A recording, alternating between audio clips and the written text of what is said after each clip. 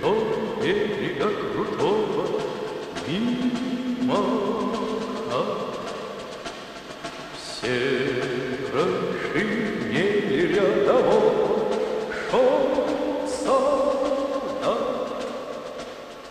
шел солдат, преград не зная, шел солдат.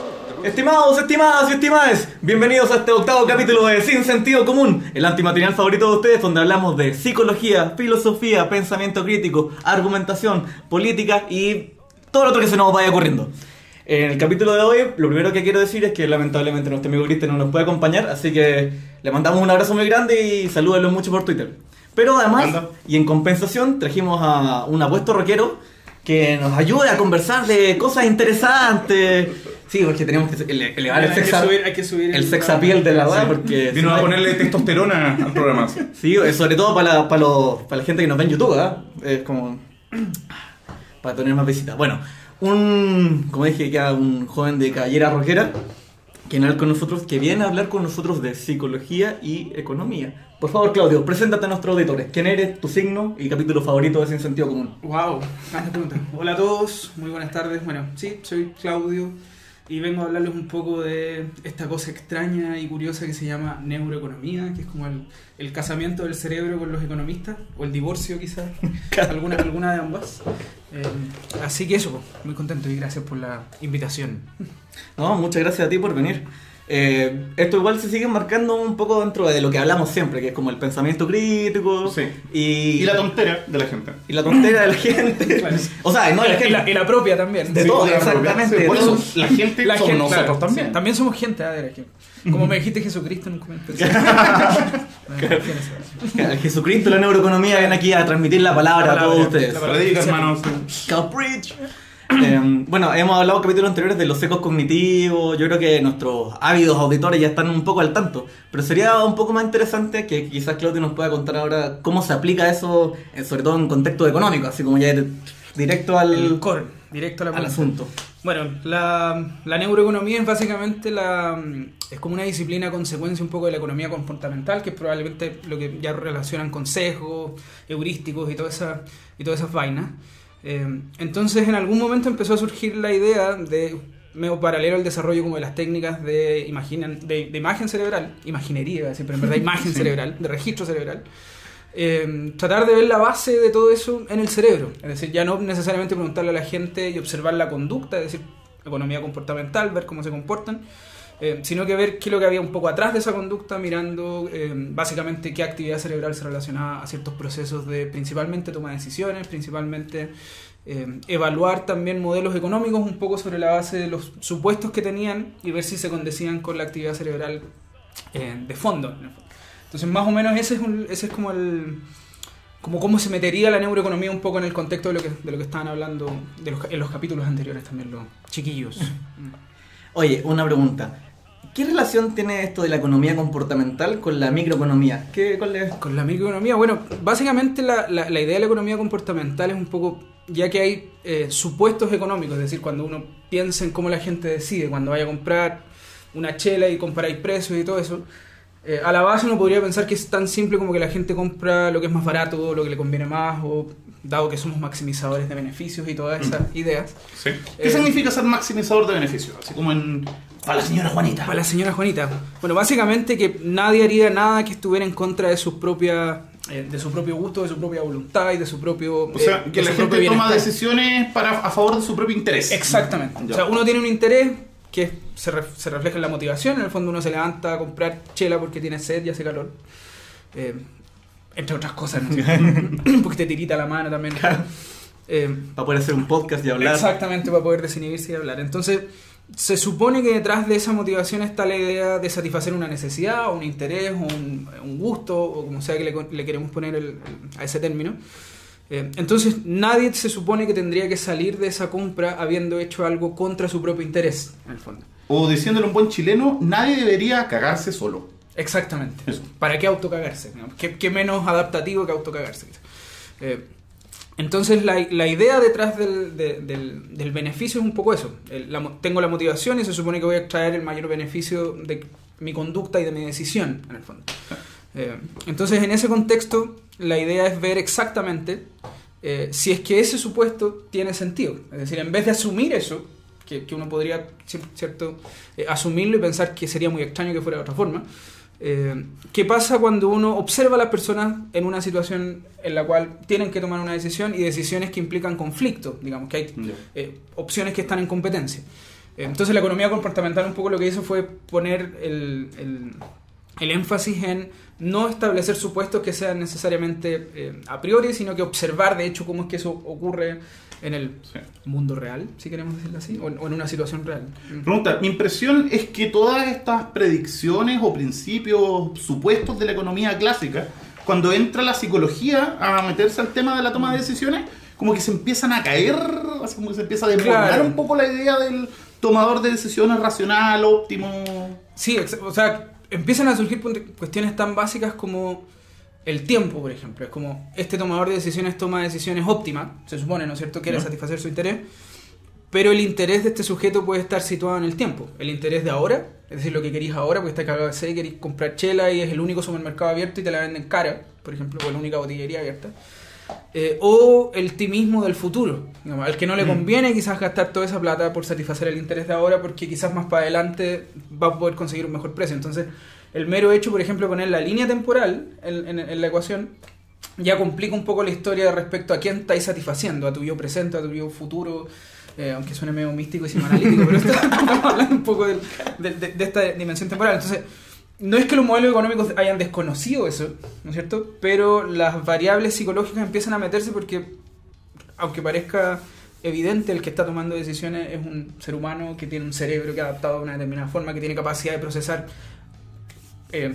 información o un límite de información, y ahí están como el tema de las limitantes cognitivas y las heurísticas y todo ese cuento. Entonces, es ahí donde quizás los modelos más que trataban de despejar eso, que no tienen, si lo pensamos, no deja de tener sentido. Es como si tú querís elaborar un modelo que sirva para predecir la conducta de mucha gente, no te querís preocupar de las particularidades de cada tomador de decisión, ¿cachai? Sí.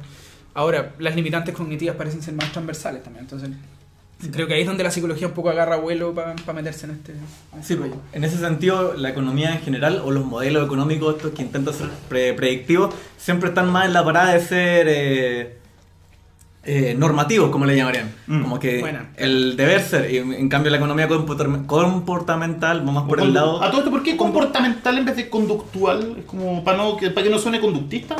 Buena pregunta. Es una buena pregunta. Porque, bueno, de hecho, en inglés, o sea, esa es la traducción para español, pero igual es como behaviorism y behavioral economics, como que los gringos no tuvieron mucho trauma con eso. Sí, pero la pasada para español parece que se cambió. Hay un resquemor ahí de asociarse, claro, con cierta psicología nefasta. ¿Sabes qué? Sí, no la había pensado nunca. Claro, podría ser, claro, economía conductista, ¿no? ¡No! ¿Qué a la Se dice que economía conductista te echan del país, claro, exiliado. No. O de la pega, por último. O de la U. Bueno, para completar la idea, entonces, la economía comportamental entonces sería más descriptiva en ese sentido. Exactamente, claro. Exactamente. La diferencia que hiciste tú, como un modelo normativo, entonces, ¿cómo debería comportarse este ser racional, supuestamente? Y se cambia por la idea de describamos y veamos qué ocurre con la persona, con las personas o el conjunto de personas, cuando los ponís en la situación de tomar alguna decisión, en el fondo. Entonces ahí, ese es el alimento un poco de la economía comportamental. Y bueno, y en ese sentido, no es como que una cosa sea necesariamente mejor que la otra. Exactamente. Yo creo que igual, para unos casos es mejor pensar una, para otros casos es mejor pensar otra. Y se alimentan mutuamente igual, yo creo. Pues. O sea, y de hecho el peso de los modelos económicos sigue existiendo. De hecho, es como que nadie dudaría que al menos la parametrización que hacen estos modelos como a gran escala de predecir grandes volúmenes de conducta son absolutamente inútiles. De hecho, la economía comportamental como que se paró sobre eso, sobre ese tipo de evidencia al final. Sí, pues bueno. Y si tuvieras que ponerle ahí para la gente que nos está viendo algún ejemplo donde se vea esto así como en la vida cotidiana, ¿qué le pondría esto? En la vida cotidiana, por ejemplo, el típico caso que nombraba un prócer, digamos, de la economía comportamental, y bueno, al menos muy conocido, que es Ariely, Dan Ariely, sí. Este típico caso de las decisiones, por ejemplo, de suscripción al Economist, que era un caso real, ¿cierto? Donde tenéis 3 opciones, por ejemplo, para suscribirte un diario online. Una que tiene un valor, pongámosle, no sé, 5 lucas mensuales. La segunda, y esas 5 lucas mensuales te dejan inscribirte en este diario para recibirlo online, por ejemplo, podéis acceder a los contenidos, etc.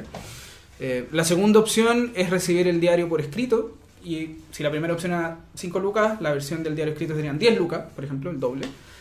Y la tercera opción es recibirlo online y escrito por 10 lucas también. El mismo precio. El mismo precio. Entonces si tenéis una opción a 5 lucas, tenéis otra 10 lucas que te lo ofrece por escrito, y tenéis una 10 lucas que te ofrece el online y el escrito, es decir, el mismo precio por los dos. Y tú decís, mira que son imbéciles los de este diario, entonces yo voy a tomar la tercera opción porque es la mejor, porque tiene algo incluido que es gratis. Voy a ser más vivo yo que la empresa. Porque probablemente ellos fueron en imbéciles. general el hecho de que le pongan gratis a algo ya es como que la gente se vuelve loca. ¿Sí? Entonces, evidentemente voy a tomar esa tercera opción. Sí. Y ese es un ejemplo claro, en el fondo, de cómo manipular, en el fondo, cómo claramente se ve una forma de consistente de tomar una decisión. Sí. Sí. Oye, me dicen por interno que viene llegando un segundo invitado. Sí, viene llegando un segundo invitado, así que vamos a hacer una micropausa. Viene cayendo. ¿Cachai? Vamos a hacer una micropausa, vamos a sacar unas chelas del refri y volvemos al tiro con... Sin sentido común. Recuerda que puedes seguirnos en Twitter e Instagram en el @sinsentidoc. También puedes encontrarnos en Facebook en la página Sin Sentido Común Podcast. Como antes del corte comercial anterior, dijimos que venía llegando un nuevo invitado y aquí estamos, man. Preséntate por favor, Mario, nuestros queridos telespectadores. Yo soy auditores. Mario Cisterna, ingeniero en comercio internacional, soy amigo de Remis, de ustedes no tanto. Espero ser muy buenos amigos de ustedes. Yo soy objetivamente el más jugando del grupo y yo soy como el Humbertito de esta weá. Ustedes me van a enseñar a mí de las cosas bacanas que saben ustedes.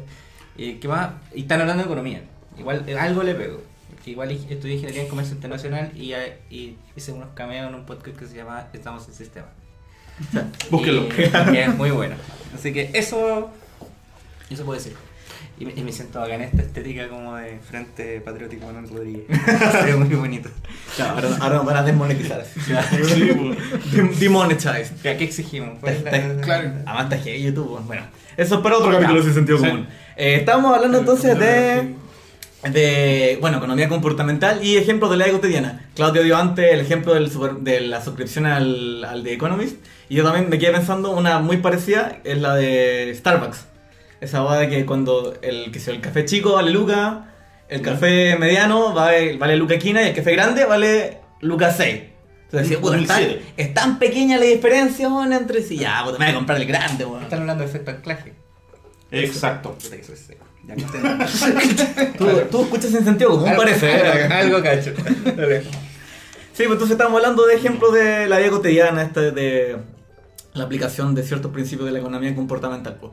Y bueno, para seguir resumiendo, también estuvimos hablando de esto, el enfoque descriptivo, ¿cierto?, de la psicología comportamental versus el enfoque normativo, que en general son los modelos económicos, que tienen la ventaja de que pueden predecir cierto comportamiento económico a gran escala. No necesariamente. Que esa es como una diferencia bien grande igual, porque los modelos económicos en general intentan predecir la conducta de los consumidores en general, consumidores. En cambio, la economía comportamental siempre se fija mucho más en el individuo y cómo toma las decisiones.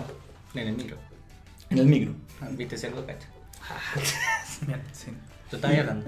¿Ah? ¿Tú estabas hablando de este tema? Sí, o sea, estábamos interactuando. Sí. El tema. Esto es un podcast donde interactuamos mucho. Sí, hay mucha interacción.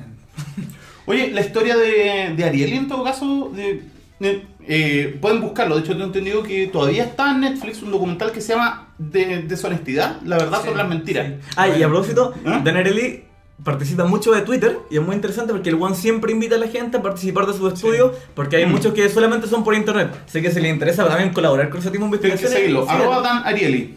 Bueno, la historia de Dan Ariely es entre comillas trágica, por decirlo así, y la quería contar para que se vea de dónde viene un poco la motivación de estas cosas. Dan Ariely estaba en la U, estaba preparando el fuego artificial para un carnaval, en un carrito alegórico. ¿Está? Y hubo un accidente que por accidente se prendió el fuego artificial y el loco quedó con la mitad del cuerpo con quemaduras de segundo y tercer grado. Como para el pico. ¿Cachai? Mientras estaba estudiando psicología, ¿cachai? Quedó absolutamente así como dos caras de Batman, Así quedó. Estaba estudiando psicología. Y estaba estudiando psicología. Más inútil de lo que- Entonces, el loco, ¿cachai?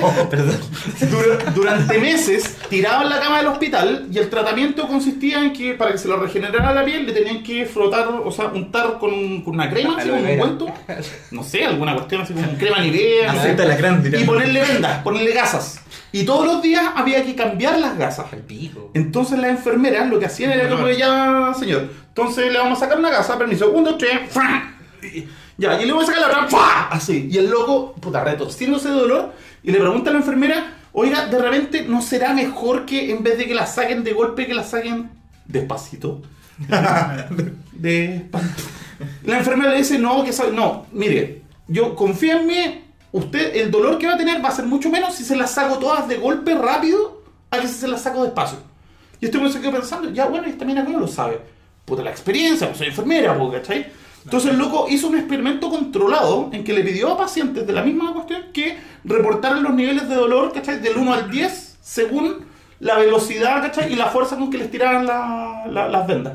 Y resulta que, encuestando a todos los compadres, encontró que efectivamente era mucho menos doloroso repartir el dolor en un tiempo más largo. Como menos dolor por más tiempo o más dolor agudo en un tiempo Un dolor agudo en un tiempo corto. Y resulta que la gente decía que en promedio era menos doloroso, menos traumático o más placentero, entre comillas, ¿cachai? Que les quitaran las vendas despacio.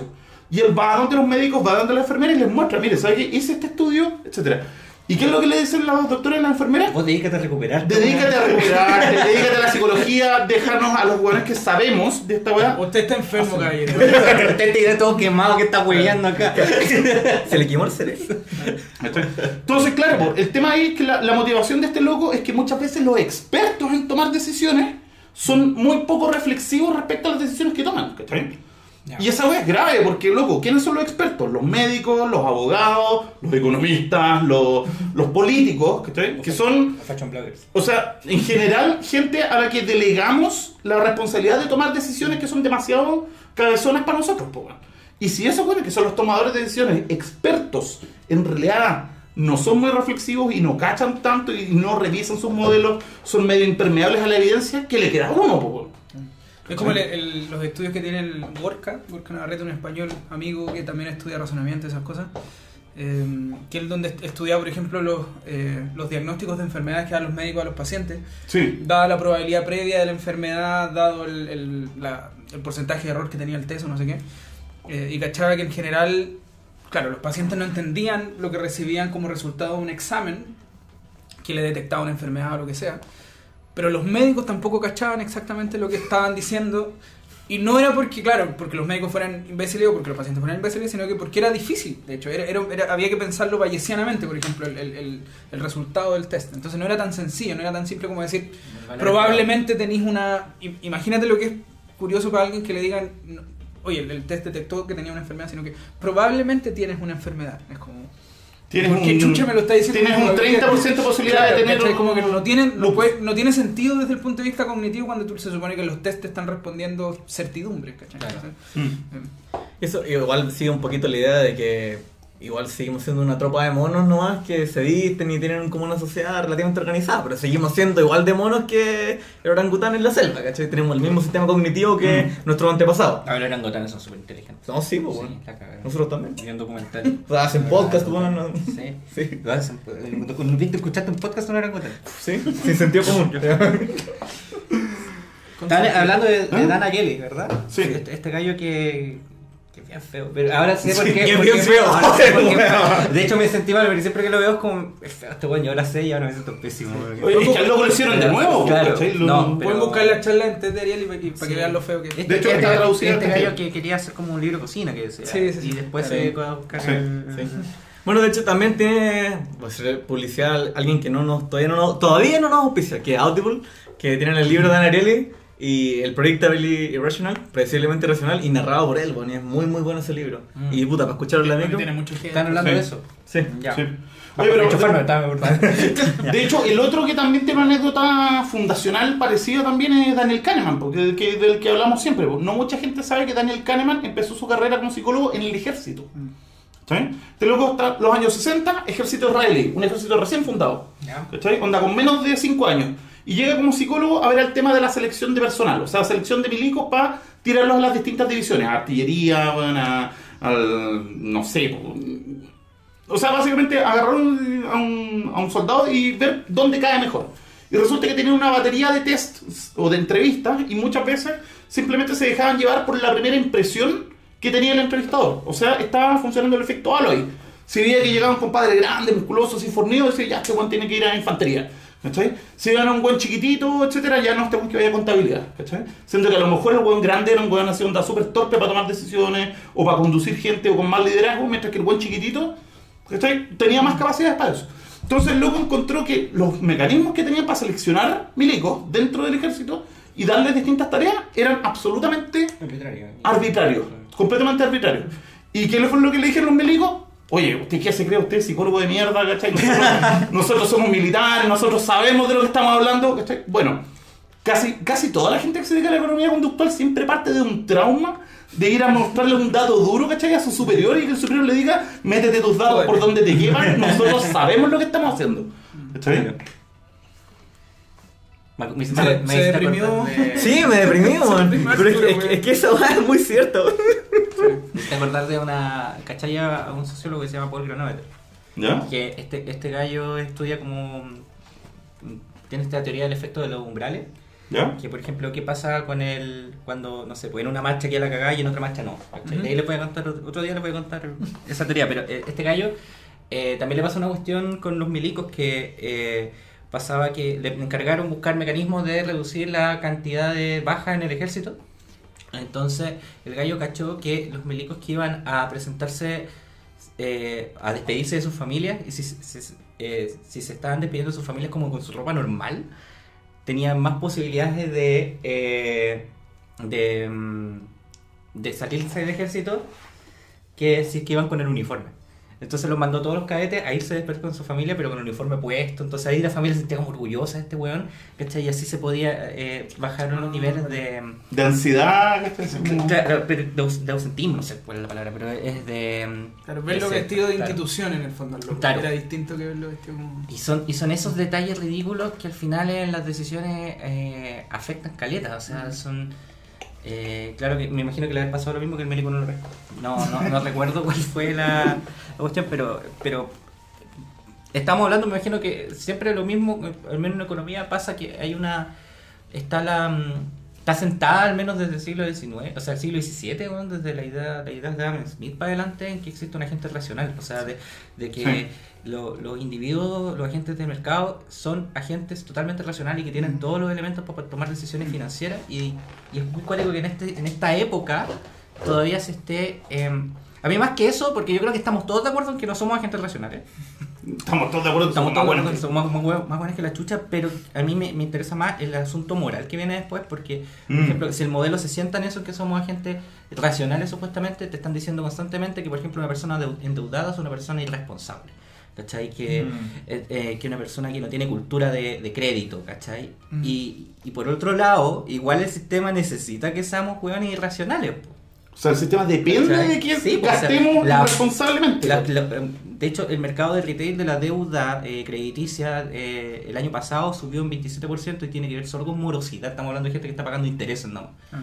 Y esa misma gente... O sea, es un mercado completo suspendido en la irracionalidad, pero al mismo tiempo los economistas te dicen que usted tiene que ser más responsable.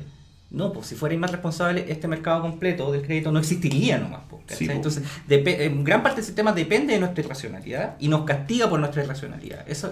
Y de eso después se desprende un asunto moral, ¿cachai? Como si tú eres parte de los grupos endeudados, también tienes un problema moral, ¿cachai? Un asunto ético que está mal contigo.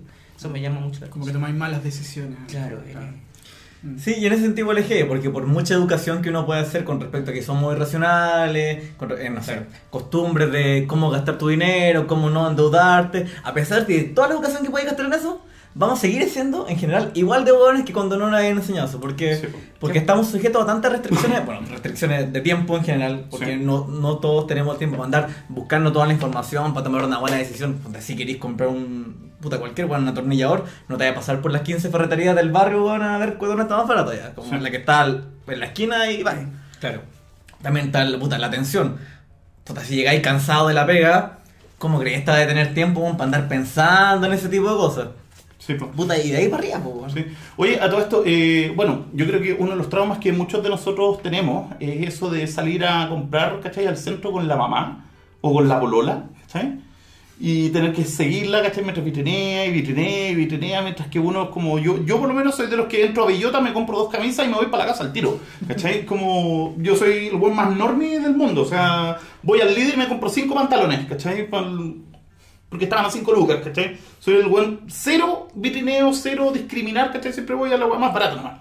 Ya. Pero el tema es que durante mucho tiempo no la economía conductual, sino que en la psicología evolutiva, se especuló que esto tenía que ver principalmente con el tema del cerebro del hombre en la sabana africana, la hipótesis de la sabana, que es la idea, no la sábana, sino que la sabana africana, ¿cachai? De donde surgimos.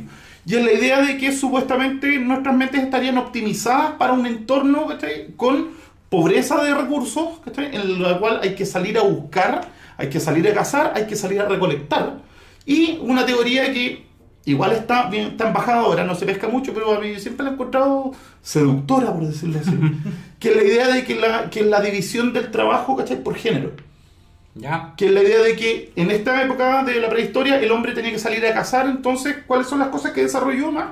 Agresividad, competitividad, Ya. orientación en el espacio, capacidad de moverse grandes cantidades sin perderse, etc. Mientras que en el caso de las mujeres, por otro lado, que estaban más enfocadas en la recolección. Y la recolección requiere mayor agudeza visual, mayor destreza motora con las manos, mayor capacidad de discriminar, de elegir, ¿cachai? Y esa supuestamente estaría como ahí el gen de esta diferencia de las conductas, por ejemplo, de compra entre hombres y mujeres. Que calza sospechosamente bien con los Calza prejuicios sociales. Sospechosamente bien con el prejuicio De los años 60 que de los años 60 que... Y claro, ahí la pregunta es qué tanto hay de construcción social, de prejuicio, y qué tanto hay también de explicación natural de la cuestión. O también puedes caer en una falacia naturalista y Sí, bueno. Claro, esa weá. claro, ¿cachai? Porque, no sé, pues varias veces se trata de encontrar la respuesta antropológica de por qué las mujeres son así y los hombres son así, y muchas veces responde que, bueno, hay un sistema opresivo también. Responde, claro, pues, bueno, al cómo ya está armada la weá, ¿cachai? Claro. Pero igual es un tema que es complejo porque ya discutirlo muchas veces da la impresión de que es un terreno pantanoso porque podéis ser considerado alguien que está naturalizando esta Algún diferencia, tipo no sé de... qué. Sí. Y a mí normalmente me pasa con esta idea de las construcciones sociales, por ejemplo, respecto, por ejemplo, de cómo roles de género pueden tomar decisiones distintas, es que da la impresión de que esas construcciones sociales surgen por generación espontánea y no hay ninguna reflexión de dónde viene el hecho de que existe esa construcción social, Sí, que puede tener un componente social gigante también, que puede asentarse en prejuicio y todo el rollo. Pero si uno saca de lado y se trata de ver de dónde viene esa cuestión, de repente puede ser una hipótesis posible, plausible al menos. Sí. Lo difícil es que es terriblemente complejo Es que probarla, pantanoso, porque ¿sabes? no podéis Claro. sacar, Es no puedes pantanoso, sacarte tenés encima que de eso. aislar caleta de variables, porque ahora está una etapa de la construcción, o sea, claro, hay muchas cuestiones que son construcciones sociales. De hecho, bueno, yo igual creo una teoría de una chica, puede que mandarte el link de la web, porque no me acuerdo. Pero en cierto grado las construcciones sociales no por ser construcciones son falsas. O sea, Claro. hay por ejemplo, la plata, la idea del dinero es una de las cosas que surgió en todas las civilizaciones, ¿cachai? Tú ¿cachai? Más de economía conductual, ¿cachai? Que llegar al concepto de dinero es súper simple cuando existe el concepto de que tú me debes algo, ¿cachai? La idea de generar una representación de algo, por ejemplo, no sé, Representación del valor en el representación del valor. Si hago un Sí. servicio a ti, ¿cachai? Y te digo, ¿sabes qué? Yo tengo estas medallitas que me hace mi hija, ¿cachai? Toma, te la entrego, y si tú quieres un servicio nuevo, pues entrégamela de nuevo. Y así nace la plata, es súper simple, ¿cachai? Y eso es una construcción social, pero no por eso es mentira, ¿cachai? Pero ahora estamos en una época en que se está impugnando una cantidad de construcciones sociales, entonces queremos hablar de esos temas. Es obvio que va a ser un terreno pantanoso, o Sí, sea, es súper- porque tenéis que aislar cachadas de variables. Y en ese caso la pregunta sería, claro, es una construcción. Y sobre todo, yo creo que la ¿Cómo nace, primera por es ejemplo? que sí que estoy cayendo en falacias de tipo naturalista, porque, o ese sesgo epistémico de que, por ejemplo, no sé, pues hay un porcentaje de estudios sobre hombres muy superior al porcentaje de estudios sobre mujeres. Entonces ahí tenía un sesgo Sí. epistémico. Sí, sí, sí. rígido. Mira, quizás yo creo que la única cuestión en la que podríamos estar más o menos de acuerdo, ¿sí? De forma transversal, es que en términos evolutivos nuestras mentes lo que hacen es simplificar. Y simplificar es reducir complejidad, reducir incertidumbre. Y cuando tú reduces incertidumbre y reduces complejidad, estás siempre dejando variables importantes afuera. Y todos nuestros sesgos cognitivos tienen su origen en nuestra tendencia a simplificar las cosas que deberíamos quizás analizar con un poquitito más de cuidado. ¿O no? Sí, claro. Y de hecho, yo creo que el dilema es que simplificar es tremendamente adaptativo, tremendamente valioso también. Sí, Y nos ha servido un montón, porque si uno se detuviera... Hay que a propósito que tenía el ficciones ahí de Borges, el Funes el memorioso, no sé Funes, si sí, dice exacto. como Funes era incapaz de pensar, porque pensar es quitar las diferencias, ¿cachai? Sí, es abstraer. Es abstraer, ¿cachai? Exacto. Y en el fondo, naturalmente para pensar tenéis que concentrarte más en las semejanzas que en las diferencias, porque las diferencias involucran detalles, y si te quedáis demasiado pegado en esos detalles, probablemente no seríais capaz de tomar ninguna decisión, lo que no sería bueno tampoco necesariamente. Entonces, Claro. es como un poco un doble filo. El La problema simplificación es lo mismo positiva. que Ah, tú- ¿cuál? en un podcast pasado, como que estaba hablando de como que no puede ser tan holístico tampoco, o sea, Sí, en po. un fondo que... De hecho, no me acuerdo, creo que era Malebranche, no me acuerdo cuál era, un filósofo medieval que tiraba el chiste del asno de Buridán. ¿Ubican el asno de Buridán, no? Un burro, mira, un burro y le ponéis, ¿cachai? Onda, Que a está un cagado de lado, hambre. un burro está cagado de hambre, ¿cachai? Y lo ponéis en una situación en que a un lado ponéis, ¿cachai? Un montón de pasto y por el otro lado ponéis zanahorias. Y resulta que al burro le gustan de la misma forma, con la misma intensidad, le gusta mucho el pasto y le gusta mucho las zanahorias. Y como le gustan las dos de la misma forma, no Explota. puede decidir cuál de las dos y se muere de hambre. No puede iniciar la acción. Porque no puede iniciar la acción, ¿cachai? Claro, claro. Ya, me acordé. Sí. Claro, ahora que me lo contaste, me Ahora que me lo acuerdo, contaste, me acuerdo ya de que me lo acordé. contaste recién. Perfectamente. Me acuerdo de la otra. Pero me acordaba que era un burro mecánico. Yo No era un burro. O sea, mecánico pero con maquinaria biológica. Era mucho más entretenida que la tuya. Musculatura Era robot. Mi burro era robot. Oye, no. Oye, yo me quedé pensando en la idea antes de que, cerremos este bloque, por segunda vez, la idea de la plata, porque me llama la atención. No sé si hay se toma como factor cuando hay estudios de economía, cuando la gente hace transacciones con dinero o con tokens. Hace como de... Curiosamente se ocupan ambos porque no hay mucha diferencia, al menos por ejemplo de actividad cerebral. Claro, al principio los estudios clásicos como de teoría de juegos, de poner a personas en un dilema prisionero, ¿cachai? Viendo qué pasaba en su cerebro, así como los primeros estudios de neuroeconomía, se hacían normalmente con plata, porque la plata era lo más cercano al valor como tradicional. O sea, en términos realistas. En términos para ser realistas, tú trabajas con plata y de hecho lo que en base a tu interacción es lo que los sujetos se llevaban para la casa en términos de plata, no sé qué. Y varios autores empezaron a trabajar también con tokens, como con fichas, que después iban a transformarse en dinero. Ya. Y aparentemente el tipo de resultado o el tipo de actividad cerebral que genera el valor asociado a un token no es, al menos cerebralmente, al menos en actividad cerebral o consistencia de evidencia cerebral, no es muy distinto. Ya. No es muy O distinto. sea, Entonces, que se puede hacer con bolitas de dulce o claro, con plata. o de hecho con fichas actualmente de se ocupa casino. mucho eso porque es más fácil, por ejemplo, transformar. O sea, la típica moneda que se usaba era el dólar, ponte tú, porque era como estudios gringos y era como la imagen de la moneda como del valor más estable, si se quiere, no sé qué. Pregúntenle a los argentinos también. Pero, Qué rudo. pero por ejemplo, muchos estudios de otros lugares, por ejemplo en Chile también, tú trabajáis con sumas de dinero que son absurdas para publicarlo en un paper que lo lea un gringo, así como 2.000 pesos o 5.000 pesos, $5.000, ¿cachai? Como que es distinto el rollo. Sí, Entonces, se empezó a hacer común trabajar con unidades de valor que fueran como más abstractas, transformables en dinero posterior, Ya. y aparentemente la diferencia, al menos en términos de actividad cerebral, no es diferente. Sí, po. Oye, porque en todo caso, esa cuestión, a mí cuando chico me llamaba mucho la atención, pues de que acá en Chile ser millonario era como que, soy millonario porque tengo 5 millones o 10 millones de pesos. Po. Mientras que ser millonario en Estados Unidos es tener millones de dólares. Po, bueno. O sea, bueno, las magnitudes. Sí, un poquito más. O sea, bueno, yo cuando era chico, pobre en Pudahuel, bueno, yo veía a los Eguiguren y para mí ellos eran millonarios, po, bueno, y el bueno era dueño de una fábrica de pelotas plásticas, po. La más kuma la empresa más kuma que podéis tener, po, bueno, ¿cachai? Pero eso igual te sube la autoestima, o sea, yo ahora tengo miles de pesos. ¿Cachai? Miles. ¿cachai? Cientos de pesos. Cientos. Yo tengo 2.000 pesos. Bueno, ya. Oye, Como 4.000 así. oye, entonces a la vuelta vamos a hablar de Chile, porque este es nuestro especial 18ero a todo esto, Paraguay, Chile. Entonces, No, pues, nos vemos a la vuelta de esta pausa comercial de Sin Sentido Común. Pausa. Muchas gracias. Recuerda que puedes seguirnos en Twitter e Instagram en el @sinsentidoc.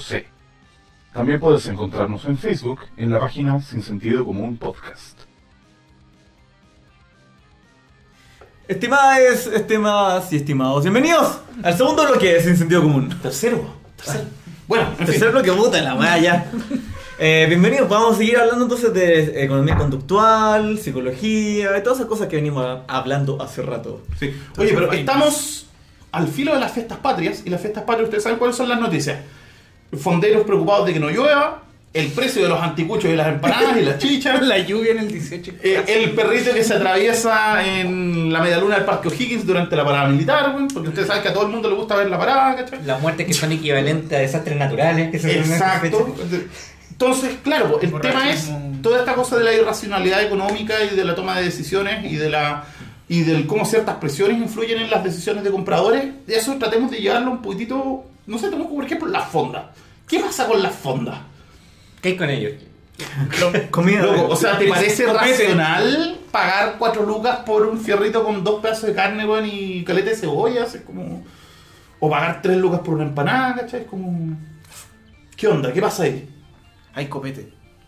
De más, sí. Esa es la explicación. Fin. Copete. Se acaba el capítulo. Desinhibición prefrontal, weón, y impulsividad. Impulsividad, sí. Hay feriado también. Hay como una onda como de que en esta fecha como que todo es medio permitido, y los gastos y los aguinaldos y como que el valor de pasarlo bien pasa a ser más relevante que probablemente la weá de gastar lucas y no sé qué. Lo que no sé si necesariamente podría ser un ejemplo de irracionalidad, así como en el sentido No sé. estricto. Yo estaba tratando, pero ¿sabes qué? Yo estaba tratando de hacerle un poco de la cuestión. El otro día estaba leyendo un estudio sobre altruismo y la sensación de superioridad, donde sentirte bien. ¿Cachai?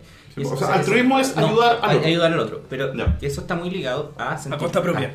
pero también a las personas que se sienten bien, como que no sé, pues tienen niveles más altos de dopamina que el resto de la población, ponte tú, tienden a ser más altruistas y a tomar peores decisiones también. ¿Cachai? Puede ser que también hay una... o quizás estoy cagando, tu cara es de la estoy cagando. No, es que ya. estamos quedando sin batería. Bueno, lo cité en un artículo que tengo, así que se los voy a mandar. Entonces quizá también tiene que ver con eso, la gente lo está pasando mejor y eso también lo hace más proclive a comprar más tonteras, ¿cachai? Eso quizá vamos por ahí. Como que el valor, quizás el valor de la plata decrece en función del valor de pasarlo bien. En el sentido, poniendo ejemplo, así como vamos a pagar por no sé cuántas lucas por un anticucho, que quizás en otro contexto lo pensarían más porque puta las lucas y tengo que retenerme de gastar no sé qué, por el hecho de que quizás el valor del momento o de lo que se supone que se está vendiendo en una fonda, que es como pasarlo bien y experiencia. Y la chilenidad. Claro, y la chilenidad y la weá patriótica entre medio y todas esas cosas más feas o más lindas dependiendo de lo que uno crea, generan eso como un valor distinto quizás. Pero lo interesante del punto que hiciste es que hay una cuestión que es una fecha. Es una fecha que está... puede estar escalando, es como nuestro año nuevo chino, ¿cachai? Es un momento en el año en que nos vamos toda la mierda y... Nuestro carnaval. Nuestro carnaval, ¿cachai? El momento en que entramos en catarsis como chilenos y que es lógico que eso pase. Yo creo que está bien, yo no tengo ningún problema moral con el tema. Algunos sí, pero en general me parece que está bien que lo pase bien la gente. Pero es curioso que una fecha o un efecto se produzca este tipo de catarsis colectiva donde la gente empieza a tomar colectivamente malas decisiones. ¿Cuál es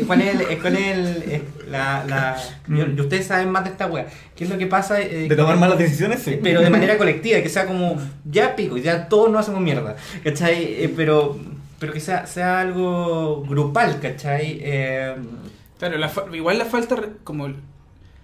la justificación de no ser responsable de eso, yo creo que también impulsa harto esa wea, como los típicos experimentos grupales, así como cuando alguien se manda una cagada, entonces la posibilidad de que tú te mandes esa misma cagada aumenta por el hecho de que ese ya lo hizo, entonces yo no soy tan responsable. Grupales. Claro, como que tu umbral moral o lo que sea, o decisional, como que se puede correr en función. de hecho, el bystander effect le llaman también. Sí. Claro, cosa en el fondo que se veía un buen meando en la fonda, así como en una esquina, weón, te desinhibís. 30 hueones más meando, y Claro. por eso después la fonda... O si estás en tu U de la cota 1000 y veis una pareja teniendo sexo detrás de un auto, es como que ya, pues dámosle, ¿cachai? Como... Es que claro, no sé si has visto ese video donde hay un gallo que está bailando en un carrete solo y está como 6 minutos bailando, ¿cachai? Y nadie lo está pescando hasta que llega un weón y se pone a bailar. Sí. ¿cachai? Y se pone a bailar. Después los que no están bailando son los buenos raros, ¿no? Claro, entonces de repente se suman 4 y después 80 Claro, y masa después crítica y queda la cagada. agarra suficiente tracción como para que todo el mundo se tenga que poner a bailar. Porque, claro, los que están sentados son los weones que la están cagando. Claro, Y yo creo que tiene que ver un poco con eso. O sea, bueno, los experimentos de conformidad social de psicología eran mucho más precarios en ese sentido y mostraban más o menos lo mismo. Incluso a nivel de percepción visual, podíais dejarte influenciar por el grupo. Entonces, la fecha yo creo que también le pone como el componente de irresponsabilidad. Es como que no es mi culpa, es el 18. Sí, entonces, démosle, porque no soy yo, no es el 18. Es el 18, ¿cachai? Como, y el El 18 puede 18. ser, se aplica al año nuevo, se aplica a cualquier otra, los partidos de la selección, ¿no? Cualquier... Sí, oye, me quedé pensando ahora, porque uno siempre uno toma decisiones distintas cuando alguien lo está mirando y cuando sabe que alguien lo está mirando. Eso es la parte importante. Sí, claro. Porque si no lo sabías. Porque si no lo sabías, te vas a decir la misma cagada que si nadie te está mirando. Exactamente. Deben haber experimentos con eso, ¿no? ¿Tenía alguno? De hecho, hay uno muy bueno con un ultimátum game, como o era no en un dictador. El dictador, hay 2 jugadores donde uno tiene la opción de darle plata al otro y el otro no tiene nada que decir al respecto. Entonces se toma como una idea de altruismo puro, en el fondo. No es estratégico, porque el otro no te puede ni aceptar ni rechazar ni nada, sino que no tenéis ningún incentivo para darle. Entonces ver simplemente cuánto le y este experimento debe ser como fines de los 90, 2000 por ahí, no es neuro, es solamente conductual. Y lo que hicieron fue ponerle ojo a los tipos que estaban haciendo la decisión en la pantalla del computador. Ojos como que te están observando. ¿Ya? Y además, en una condición los tipos estaban con unas cuestiones en las orejas que no les permitían escuchar ruido ambiente, y en otra condición estaban con ruido ambiente, entonces había gente que se paseaba, se ponía atrás del computador a mirar, no sé qué, y además estaban estos ojos, que claramente eran ojos falsos, o sea, nunca se pretendieron como que realmente te estaban observando. Y la presencia de los ojos y el ruido ambiente manipulado en sentido de gente que se acercaba a mirar o pasaba por ahí, no sé qué, aumentó los niveles de donación al otro sujeto. Es decir, el hecho de que te estén mirando, como que había una suerte de norma implícita social de que dar es bueno, o sea, asumiendo eso, digamos. Sí. Entonces el hecho de sentirse observado aparentemente hacía que los tipos dieran más... Me recordaste a estos ensayos de Foucault de vigilancia y castigo. Sí. Ya hablaba mucho de eso. Oye, pero si como una cuestión... la observación te ajusta a la norma un poco. Claro. Sí, claro. Oye, pero sí, de hecho, el hecho que en los colegios uno siempre tenga como los retratos de los padres de la patria y un crucifijo, y en mi caso me acuerdo en mi colegio tenía una foto del padre Hurtado, una gigantografía del padre Hurtado mirando con su cara de padre Hurtado, así como, y es como que no copié, weón, ¿cachai? Yo morí por ti, weón, ¿cachai? Weón, no me defraudí, ¿cachai? Como, no hagáis trampas. Yo soy más bueno que la chucha, así. Claro, eso es lo que te está diciendo. Yo soy bueno. Bueno, weón. Y en el metro, pues, weón, los ojos del suelo del metro, como, weón, no te sentí. Gente que pone el culo arriba del ojo y le da lo mismo, pero tiene el objetivo como como no te sentí, y hay unos ojos, así como... Nunca he visto su ojo en el metro. Hay unos tú ponías el culo arriba en el suelo. Yo soy güey que se sienta arriba de las mierdas. En el suelo, claro, hay unos 2 ojos verdes, por supuesto. Como grandote, así. Y ahora, bueno, hace poco replicaron ese estudio de los ojos. Sí. En un ultimátum. El ultimátum es básicamente como el dictador, pero una persona le puede donar plata al otro y el otro acepta o rechaza. Entonces, yo tengo 10 lucas, no nos conocemos, supuestamente no estamos en esta situación, no me diste alcohol, por lo tanto no te debo nada, etc. Y puedo pasarte algún porcentaje de esas 10 lucas a ti. ¿No? Y yo veo si la acepto o no. Claro, si tú la aceptáis, la repartición se hace como yo dije, en el fondo yo tengo esa potestad, pero si tú la rechazáis, ambos nos quedamos con 0. Entonces la pregunta es, ¿por qué rechazaríais si es que partiste el juego con 0? y lo que sea que yo te dé es más que 0, entonces deberías aceptar cualquier oferta. Claro, o sea, por ejemplo, técnicamente lo razonable sería de que incluso si te ofrecen lucas, aceptarla porque el lucas que no tenía ahí. Claro, sobre todo, Independientemente que el otro se quede con 9. exactamente, sobre todo cuando es una interacción nomás, porque no estáis generándote reputación conmigo ni nada, sino que es una interacción, tú partiste con 0, lucas es más que 0, no sé qué. Y hay evidencia que muestra que si yo te doy menos del 20% es muy probable que tú me rechaces esa oferta. Incluso que preferís quedarte con 0. Hay como un nivel de tolerancia. Un nivel de tolerancia, Sí, ya, sí. eso me llama la que se atención. acerca al 20%. Como ¿Ya? Normalmente el primer jugador da la mitad. Y cuando yo me bueno, ¿por qué le estáis dando la mitad? Porque creo que si le doy menos de la mitad el tipo me va a rechazar. Y está tremendamente justificada la creencia, porque normalmente si el primer jugador da una suma por bajo el 20%, Ya. es muy probable que el segundo jugador rechace la oferta. O sea, y que lo sabotea a los dos, en el fondo. Porque Y prefiere- prefiere castigarlo. Claro, ¿Cachai? Sí. Ya. Oye, Ah, y eso ya. de hecho se especula de que sería un mecanismo muy antiguo porque incluso está presente en primates. Hay un experimento bellísimo que de hecho está en YouTube, ustedes pueden buscar el video. Hay una charla de Franz de Waal, que es un primatólogo. Y lo que él hace es toma a dos monos me encanta, yo de hecho esto se lo explicaba a mis alumnos. Tomar dos chimpancés, ¿cachai? En dos jaulas. Ya un chimpancé, ¿cachai? A los dos le empiezo a dar pepino. A los monos les gusta el pepino, ¿cachai? Entonces los locos se comen el pepino feliz. Pero de repente yo a uno de los monos, en vez de darle pepino, le empiezo a dar uvas o sandía, que es mucho más rico, más dulce.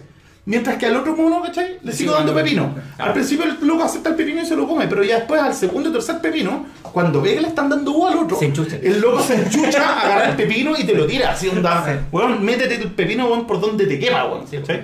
Y eso sería como una especie de... O sea, no hay otra forma de interpretarlo, sino que hay, por lo menos, un concepto primitivo de justicia e injusticia. como aversión a la inequidad. ¿Te puedo como ampliar un poco lo que me estás Dale. contando?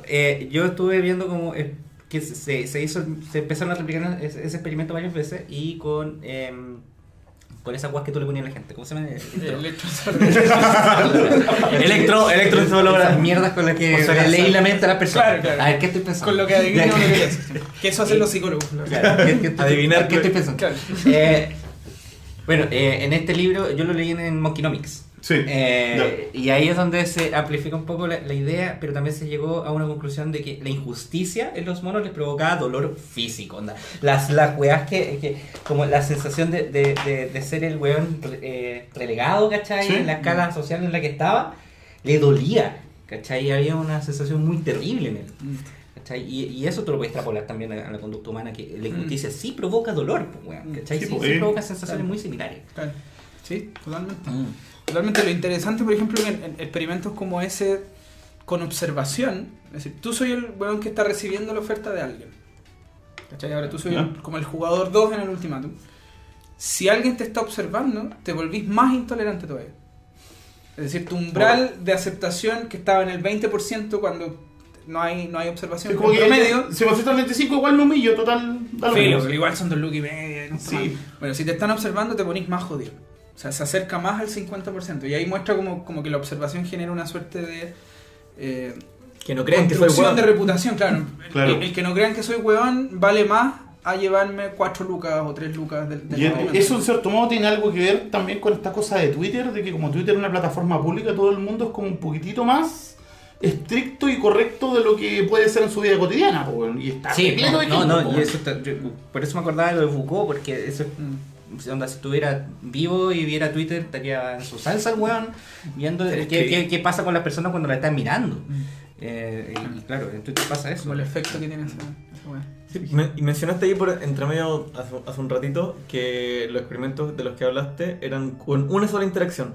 Claro. ¿Qué pasa en caso cuando las personas Bueno. vuelven a interactuar? Que es como el caso más común, porque uno ve a unas personas y después las vuelve a ver y después las vuelve a ver. O sea, si alguien te caga con plata, igual te lo vas a encontrar después en alguna fiesta, no sé. Que sea Mauricio Real y esté en Tel Aviv. Pues, bueno, pero claro, pero en general decir, puta, no quiero que la gente con la que me junto siempre me vea que soy weón o que me caguen siempre. Porque soy sinvergüenza, no sé. Claro.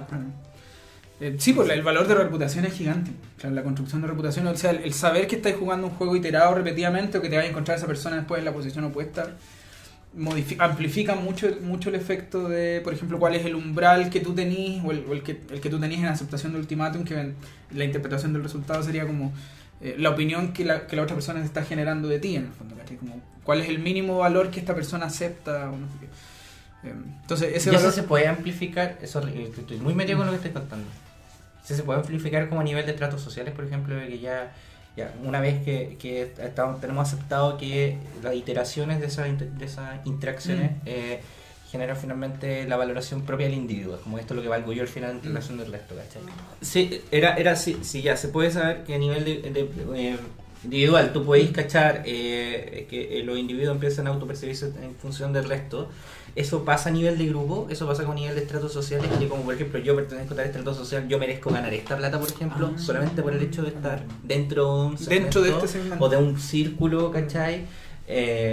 Porque y que estar por debajo de ese nivel, por ejemplo, te genera una sensación de injusticia o... Ya, vale. O sea, yo creo que lo sí. Que puede explicar un poco la conformidad, claro, como... Claro, mi rango debería estar acá. Claro, pero una cosa es lo que tú te percibas dentro del grupo y otra cosa es por ejemplo... yo he notado, por ejemplo, en las pegas que hay gente que pertenece a cierto estrato social y le pagan cierta plata solo por pertenecer eso, a ese estrato social, ¿cachai? Y da lo mismo si es que las dos personas que están ahí estudiaron lo mismo, ¿cachai? Solamente por pertenecer a ese grupo se tiene que pagar esto porque si no sería raro, ¿cachai? ¿Pasa eso? Como, ¿hay estudios sobre ese tema? ¿Cachai? ¿No? Que yo... ¿Todo bien? Sí.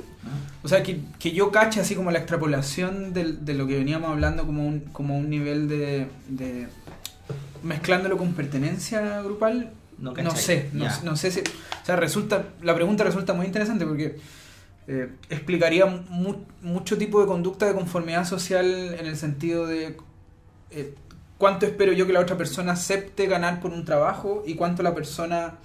sobre la base de cuánto la persona de alguna forma está dispuesta a valorar lo que hace o algo por el estilo. Y podría explicar las diferencias de salario sin sentido que existen, incluso a nivel de género, ¿cachai? Como que a las minas les pagan menos que a los hombres por hacer la misma pega o cosas así. Pero esa conexión entre esas dos cosas, que yo me acuerdo que yo caché como estudios que hayan abordado ese traspaso, no sé si el comité... No, igual yo creo que hay que tener cuidado también con ese tipo de ideas, porque esto es un fenómeno, lo hablamos un tiempo en una historia de Instagram también. Esto es un fenómeno que se da como a nivel psicológico interaccional y que a medida que se va acumulando y acumulando, como cuando ya llegamos como al nivel de los estratos sociales, que es un nivel social, las dinámicas igual ya son distintas.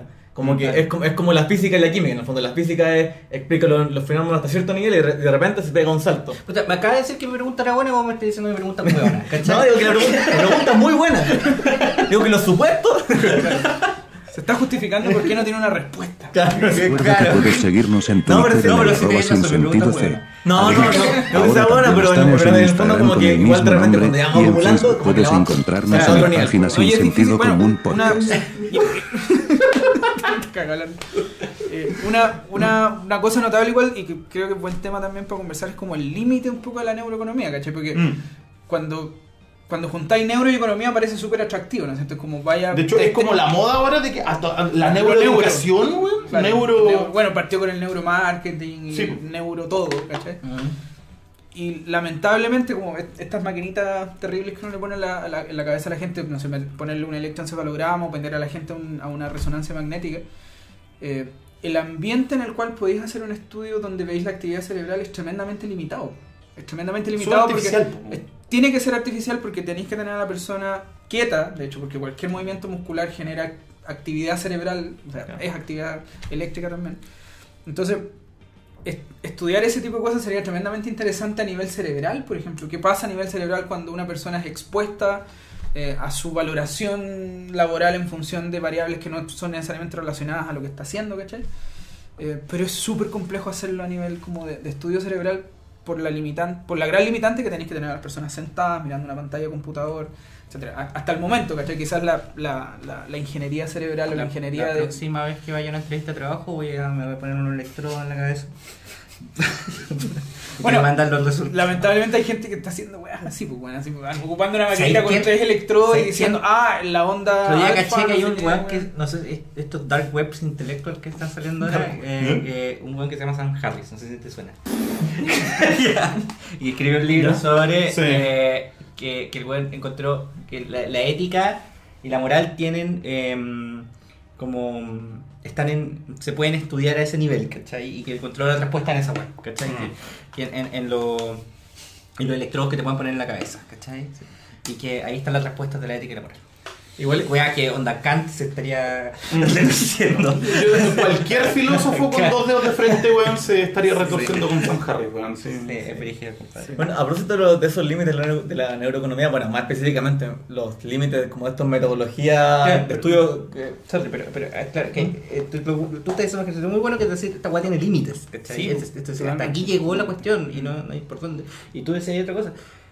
Hay otros gallos que están yéndose, que quieren explicar todo, weón, a través de esto. Sí, Claro, porque es confundir un poco niveles y probablemente un poco el punto también para hacer como desde las dos perspectivas, que a mí no me cabe duda que el pensamiento ético o que prácticamente cualquier cosa que uno piensa o elabora viene de actividad cerebral. O sea, yo no creo, al menos que hayan almas ni cosas por el estilo. Pero el ver o el registrar la actividad cerebral y el interpretar esos datos muy mínimos que uno tiene, o sea, un electroencefalograma es como tirar un micrófono, de hecho ni siquiera eso, es como escuchar a lo lejos un estadio entero gritando, cantando, y poder identificar qué lugar del estadio está gritando de forma relativamente sincronizada. Es exactamente eso, más o menos la idea de lo que uno está leyendo del cerebro. O sea, hay millones de neuronas interactuando y algunas de esas están consistentemente interactuando y esas son las que podéis agarrar. Como analizar una marcha, weón, por la Alameda, pero desde un helicóptero. Desde un helicóptero. Entonces, ¿Cachai? que salgan weones diciendo que esa actividad cerebral me dice cuál es el origen y el área desde el cual viene la ética, y esa área cerebral es el área... Es tremendamente barzo. Y para lo que quería ir yo, que esa es la limitación en el mundo ideal. Porque en verdad, si tenías en el laboratorio donde la persona suda mucho, esa agua te cambia la medición. Si tenías un chascón, o esa agua es como la pesadilla del paciente ideal. Ahí, bueno, muy cortito. Una vez fue un material con rulos, pero así largo, y yo le puse la malla y después me demoré más en sacarle el agua que en hacer el estudio entero, bueno, en serio, era imposible. Bueno, y aparte de eso, claro, los buenos no se pueden mover, y lo otro es que también tienen que estar en la condición física adecuada, en el sentido de la jaula de Faraday donde tienen que estar, que más bien ni siquiera pueden tener interferencia electromagnética de otro tipo. Si el compadre llega con un cinturón, esa va a cambiar el estudio. Si el weón tiene una, no sé, las tapaduras, weón, las tapaduras también, pues, entonces tipo. Lo metía a la resonancia el weón que haga con la tapadura, así como metía en el ojo, ¿cachai? Por el imán de la weón. Sí, entonces, claro, hay límites. Entonces, es súper bueno tener consciente que de repente uno puede leer, normalmente un titular de diario, si se descubrió el área cerebral a cargo de la ética. Como hay que mirarlo con harto es como que te creo en 50 o 100 años más, quizás. Claro, no por eso quiere decir que no haya avanzado, y es súper interesante, igual que pasa con estudios muy bien hechos, muy controlados, donde ven qué áreas cerebrales se encargan de decidir, o por qué la gente rechaza ofertas injustas en los ultimátum, qué pasa en el cerebro, cómo... Claro.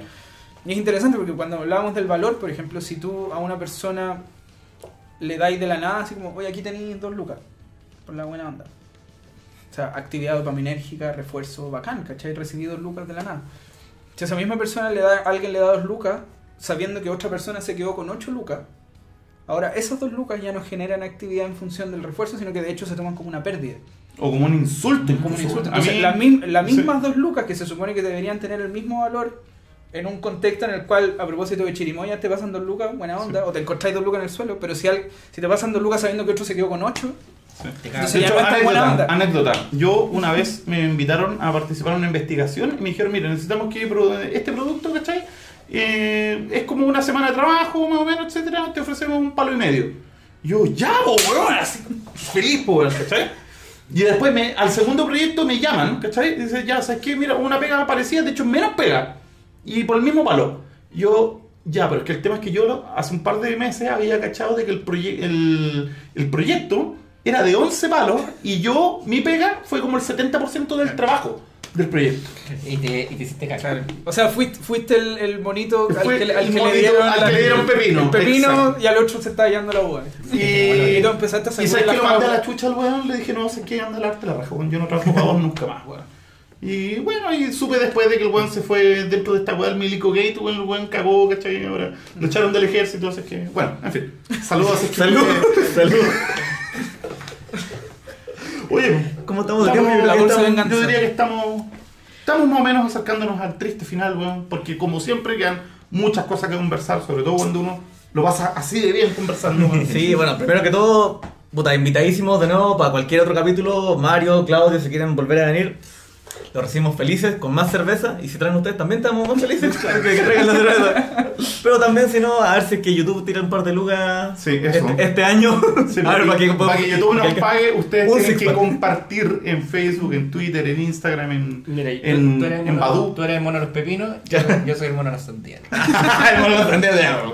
Se pone como el Lucy de los monos, po, weón. El mono de la sandía. El Hugh Hefner, así como... Sí. Bueno, y Oye, de hecho, eso yo tenía ganas de que habláramos de Luxich, de Farkas, weón, de Pullman y loco. Para la otra. Para la otra, Yo weón. quería hablar también del informe que. O sea, no el informe, weón. La columna que habían sacado hoy día sobre el mito de que Pinochet arregló la economía. Qué buen Sí. tema. Sí, Es un tema que... Una columna muy buena que la pueden leer. Quizás la dejamos por ahí en la descripción o por ahí la podemos tirar en Twitter o algo así. Oye, bueno, sabemos que los recursos de todos son limitados, sobre todo la atención. Así que les agradecemos mucho por prestarnos su atención. Y nada, pues nos vemos en un siguiente capítulo de Sin Sentido Común. Muchas gracias por vernos y Abrazo a todos, compartan, suscríbanse like. y viejo. ¡Ah! Conchetumare. No sé, ni más voy a No, hacer. eso, terminamos con agresiones, con violencia, weón. Primates. Chao, chao.